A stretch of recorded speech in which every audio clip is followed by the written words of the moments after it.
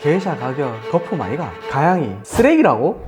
안녕하세요, 커피잉포스트의 이치훈입니다. 여러분, 올해 참 힘드셨죠? 커피하면서 사는 게 왜 이렇게 힘든지 모르겠습니다. 저도 참 힘든 한 해였던 것 같아요. 그래서 올해 유독 더 많은 도전들을 해왔던 것 같습니다. 먹고 살기 위해 발버둥을 치는 것과 같죠. 올해 서울에 쇼룸을 만들었고요, 5번 정도 커피 프로듀서들이랑 가공도 했습니다. 가양 커피도 만들어 봤고요, 그리고 세계에서 가장 비싼 커피도 낙찰을 받았습니다. 1kg에 거의 1,900만원 가까이 하는 그런 커피였고요. 이번 서울 카페쇼에서는 무료 시음도 안 했었습니다. 무료 시음 위에 줄 서시는 분의 70%를 돌려보냈는데 아이러니하게도 매출은 작년보다 4배 정도 더 높게 나오기도 했고요. 그러면서 느낀 점이 있습니다. 여전히 우리 브랜드는 가야 될 길이 멀구나, 우리가 해야 될 일이 참 많구나를 느낀 한 해였던 것 같아요. 제가 왜 그렇게 느꼈는지에 대한 이야기, 그리고 이런 1년간의 경험을 바탕으로 한 내년에 우리가 무엇을 해야 될 것인지에 대한 그런 것들에 대한 이야기들을 이번에 준비를 해봤습니다. 2025년 우리는 어떻게 해야 될까요? 5가지 키워드로 준비를 해봤습니다. 첫 번째 키워드는 양극화입니다. 제가 올해 가장 크게 느낀 게 이 양극화였던 것 같습니다. 먼저 저가형 커피가 정말 많아졌죠. 저가형 커피를 판매하는 브랜드들도 많아졌는데요, 어떻게 보면 대기업들입니다. 대기업들이 이 분야에 들어와서 규모의 경제를 통해 저가형 커피들을 많이 만드는데요, 무서운 점이 이거예요. 저가형인데 생각보다 맛있습니다. 이 말은 개인 카페들이 이제 이런 대기업들을 이기는 것이 상당히 어려워지는 사태가 아닌가, 그런 생각이 첫 번째로 들었습니다. 전체적인 커피의 퀄리티는 높아졌으나 가격은 높아지지 않았다. 그리고 몇몇 체인점들은 이런 아메리카노 자체를 빅기 상품 정도로만 생각하고 마진을 없이 판매하기도 합니다. 반면에 다소 고가의 커피들, 파나마 게이샤들이 정말 더 비싸졌습니다. 좀 죄송한 말씀이지만 블랙로드도 비싸지는 것에 한몫을 하긴 했는데요, 저희가 세계에서 가장 비싼 커피를 올해 낙찰을 받아왔었죠. 11월 성수점에서 한 잔에 48만원 정도로 판매를 했었습니다. 웬만한 파인다이닝보다 비쌌던 이 전시에 대기업 회장님부터 커피 매니아 분들이 오셔서 판매는 모두 마무리가 되었습니다. 그리고 가장 놀라웠던 사실은 이런 커피에 백화점에서도 관심을 가지기 시작했다는 것이죠. 그래서 이 아구아카티오라는 비싼 커피는 현대백화점에서도 20개 정도 한정 판매가 될 예정입니다. 저희 같은 작은 브랜드가 백화점이랑 이렇게 할 수 있게 됐다는 게 굉장히 신기한 일이기도 하죠. 그래서 요즘 커피하는 사람들이 하는 얘기가 구매할 커피가 없다는 이야기입니다. 특히 이건 생두 관점인데요, 1kg에 2만원에서 5만원 사이의 커피들이 많이 사라졌습니다. 물론 있기는 있죠. 근데 구매해서 손님들한테 전달하기에 퀄리티나 스토리가 많이 부족해졌다는 사실입니다. 비싼 커피는 많습니다. 이제는 조금만 맛있고 스토리가 있으면 가격이 훨씬 비싸지게 된 것이죠. 시장의 양극화, 그 이면을 들여다보면 목적의 차이가 있다는 것을 아실 수가 있을 겁니다. 제가 몇 번 정도 유튜브에도 언급을 했었는데요, 커피라는 소비재는 정말 여러 가지 목적으로 소비가 됩니다. 근데 그 중에서 저가형 커피는 카페인 복용이라는 이런 목적을 이뤄줄 수가 있고, 비싼 고가의 커피들은 미식의 영역에 가까운 그런 커피가 되어가고 있는 것이죠. 그러다 보니 이왕 카페인을 마실 거 조금 더 좋은 걸 마셔보자라고 했던 그 자리에 있던 커피들이 이제는 거의 에티오피아 정도밖에 남지 않은 상태이기도 합니다. 이런 상황에서 앞으로의 시장을 봤을 때 작은 로스터리들이 준비해야 될 게 무엇인지 생각해보면, 고가의 커피들 그리고 스토리가 충분한 이런 퀄리티가 있는 커피들을 손님들에게 충분히 소개할 수 있을 만한 그런 감도 높은 브랜드가 되어가는 게 2025년에는 중요하지 않을까, 그런 생각도 한번 해봅니다. 두 번째 트렌드는 품종입니다. 품종이 2025년에 굉장히 중요해질 거라고 생각을 합니다. 저는 얼마 전까지만 해도 품종 무용론에 많이 빠져 있었어요. 이 무용론이 뭐냐 하면요, 게이샤 같이 좀 특출난 품종을 제외하고는 맛의 구분이 쉽지 않다라는 그런 이론입니다. 오히려 때로화랑 가공 방식이 훨씬 중요하다는 것이죠. 근데 제가 올해 3가지 사건을 겪게 되면서 이런 생각에 변화가 생겼습니다. 첫 번째 사건이 베스트 오브 파나마 심사를 하면서였습니다. 게이샤 부문이 아니라 품종 부문이 있는데 거기서 1등한 커피가 맛이 정말 신기했어요. 게이샤가 분명히 아님에도 불구하고 확실한 캐릭터와 복숭아 주스 같은 그런 농축된 산미 복합성이 있는 커피였었습니다. 그래서 모든 심사위원들이 이게 뭐냐, 오히려 게이샤보다 이 커피가 뭔지 너무 궁금하다, 구매하고 싶다는 얘기들을 많이 했었던 것 같습니다. 바로 이 품종이 치로소였어요. 콜롬비아에서 느껴보지 못했던 그런 맛의 농축도가 베스트 오브 파나마에서 1등을 한 블랙문 치로소에는 있었던 것입니다. 그래서 품종이 구분이 안 됐던 것에는 또 다른 이유가 있지 않을까 않을까 그런 생각을 하게 된 것입니다. 그리고 두 번째는 대만 COE에서였습니다. 그곳에도 COE 심사위원으로 참가하여 많은 커피들을 맛봤었는데요. 대만 COE는 게이샤가 많기로 유명한 굉장히 하이엔드 커피 대회입니다. 근데 그 중에서 올해는 2등을 SL3사가 했어요. 가공이 화려한 커피가 아니라 정말 클래식한 농축된 산미 그리고 클린컵 이런 것들이 있는 커피였단 말입니다. 사실 몇 년 전만 해도 아니 작년에만 해도 가공이 강하게 된 커피들이 높은 순위에 가고 이런 농축된 단맛이 있는 깨끗한 커피들은 심사위원들도 많이 놓치는 편이었습니다. 동의하기가 어려웠던 커피였죠. 근데 올해는 정말 많은 심사위원들이 이런 품종의 캐릭터와 강렬한 깨끗함 그런 것들이 있는 커피에 좋은 점수를 주기 시작한 것 같습니다. 즉 문화의 성숙도, 심사위원들의 수준들, 시장의 소비자의 어떤 이런 것들이 굉장히 많이 성숙되어 가고 있다는 것을 느끼게 된 것 같습니다.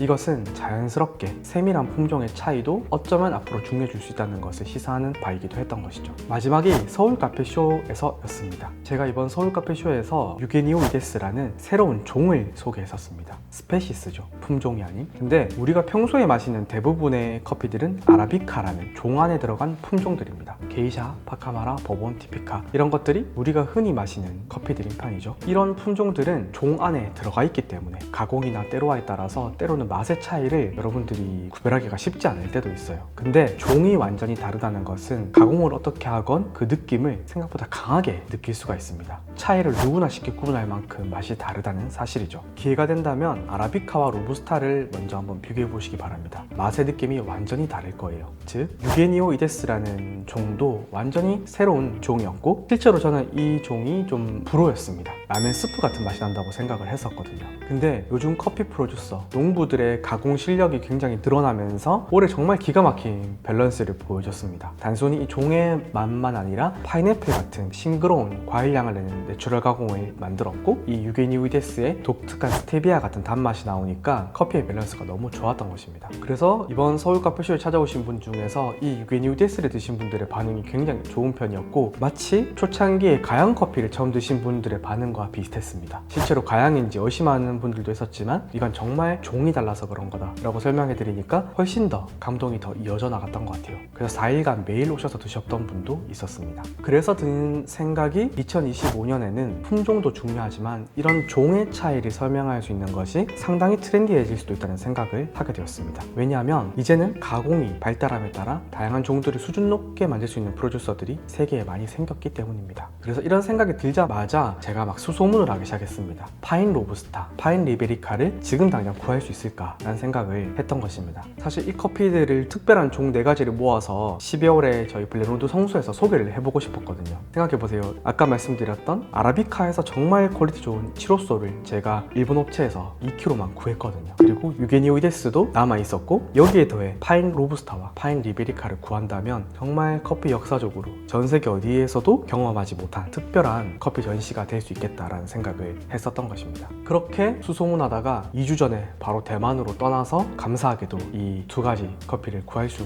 있게 되었습니다. 그래서 이번 12월 블랙로드 성수의 커피 전시에는 세계 최상 등급의 4가지 종의 경험을 하실 수가 있게 되는 것입니다. 이 4가지 종의 모양도 굉장히 독특한 편입니다. 그래서 이번에 레진아티스트 헤로키님과 협업을 해서 종의 기원이라는 4가지 종을 눈으로 보실 수 있는 그런 키링도 제작을 하고 있습니다. 이번 전시에 오시면 그것도 구매하실 수가 있을 거예요. 내년 준비를 위해서 이번 전시에 오셔서 이 종들을 한번 느껴보시고 여러분들의 로스터나 이런 것을 적용해 보시는 것도 굉장히 도움이 될 것 같다는 생각이 듭니다. 지금 바로 예약하세요.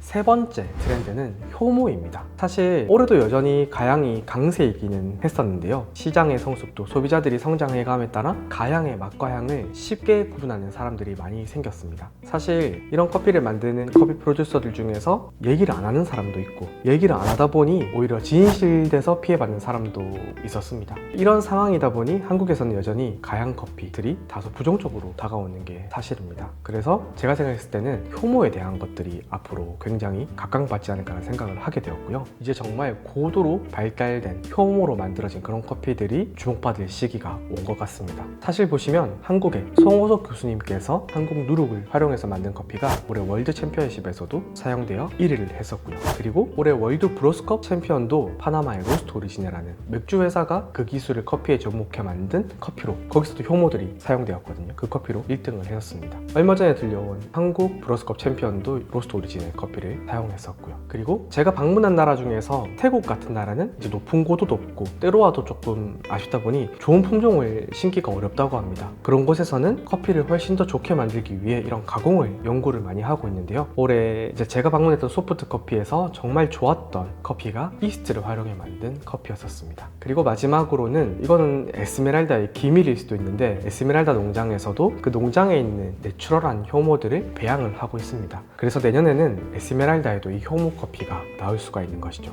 즉 만드는 사람만 연구할 것이 아니라 이제 마시는 사람, 로스터들도 어떤 효모가 들어갔을 때 어떤 성향이 나오는지에 대해 연구를 해갈 단계가 아닌가 그런 생각이 들었고, 실제로 이런 것들을 좀 더 잘하고 소개할 수 있는 로스터나 업체가 있다면 확실히 구별이 될 것 같습니다. 이것까지 해야 돼 했을 때 그것까지 하는 사람들이 항상 앞서가더라고요.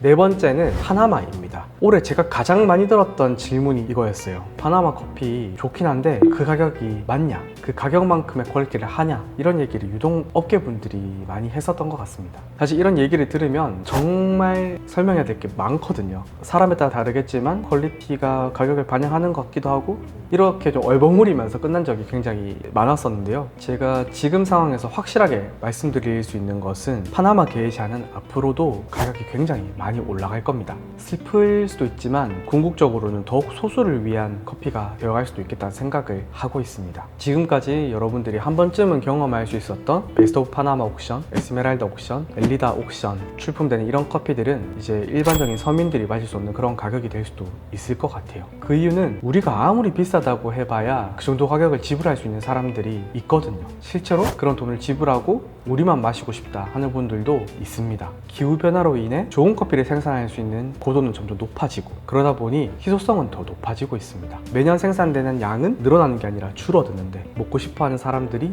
늘어나고 있다면 가격은 당연히 높아질 수밖에 없는 것이죠. 심지어 이 파나마의 프로듀서들은 자신들의 커피를 어떻게 어필해야 되는지, 자신들의 브랜드의 감도를 어떻게 높여갈 것인지 그런 것들을 너무 잘 이해하고 있는 사람들이라서 앞으로는 파나마 게이샤가 정말 명품이나 하이엔드 브랜드처럼 되지 않을까라는 생각을 하게 되는 한 해였던 것 같습니다. 저도 파나마에 가기 전까지는 몰랐습니다. 올해만 파나마에 2번 갔던 이유가 있는 것이죠. 즉 업계에서도 이런 커피들을 소개할 수 있는 브랜드들, 이런 것들이 상당히 중요해질 거라는 생각이 듭니다. 커피 업계에도 브랜드 감도를 높이고 이런 커피를 소개할 수 있는 그런 곳이 된다면 이제는 완전히 새로운 영역으로 넘어갈 수도 있겠다는 생각을 해봅니다. 다섯 번째 키워드는 일본입니다. 갑자기 커피 이야기하는데 왜 일본이 나왔냐 할 수도 있는데 이 일본 브랜드는 때로는 커피를 뛰어넘더라고요. 사실 올해 5월 월드 오브 커피에서 제가 정말 큰 벽을 느낀 곳들이 있었는데 그게 다 일본 브랜드였습니다. 글리치 커피 같은 경우에는 4일 동안 4천만 원 이상을 한국인들에게서 벌어갔다는 소문도 있더라고요. 확실한 건 아니니까 너무 믿지는 마시기 바랍니다.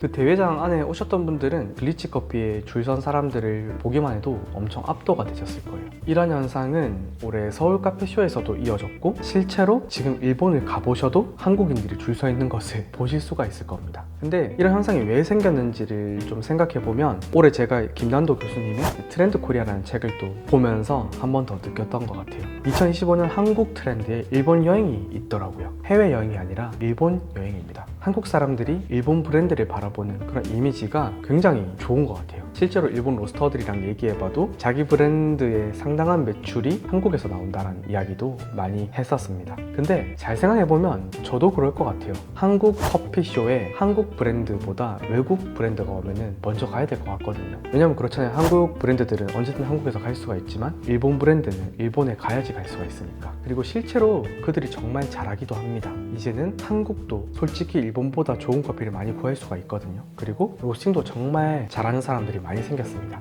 제가 아까 말씀드린 거 기억하시나요? 브랜드의 감도가 높다. 사실 다른 업계에서는 많이 쓰는 이야기이기도 한데 일본 브랜드가 특히 이런 브랜드 감도가 높은 것 같습니다. 한국 사람들이 비싸다 비싸다 하면서도 구매를 그렇게 많이 하더라고요. 앞으로 살아남을 수 있는 작은 로스터의 미래를 정말 잘 보여주는 게 이런 일본 로스터들인 것 같습니다. 자, 어떠셨나요? 2025년 커피 트렌드. 저도 매년 정말 많은 것들이 바뀌고 있다고 느끼는데요. 올해는 유독 그런 것들이 많은 한 해였던 것 같습니다. 다시 한번 정리해보자면요. 양극화, 저가형 커피가 상당히 맛있어졌다. 그리고 하이엔드 커피들은 더 비싸지고 있다. 그리고 품종, 하이엔드 커피가 떠오르면서 미묘한 품종의 차이도 더 중요해졌고 새로운 종에 대한 관심도 생기고 있다. 세 번째는 효모, 장인 정신을 발휘해서 만들어진 이런 효모의 세계, 그것을 파악하고 사람들에게 알리는 로스터나 그것을 알리는 브랜드가 주목을 받게 될 것이다. 파나마, 앞으로 파나마는 넘사벽으로 더 비싸질 것이다. 일본, 작은 로스터리가 어떻게 성장해야 될 것인지를 굉장히 잘 보여주는 사례. 여러분들의 2025년에 이 영상이 정말 도움이 됐으면 좋겠습니다. 끝까지 봐주셔서 정말 감사드립니다. 좋아요, 구독 부탁드릴게요.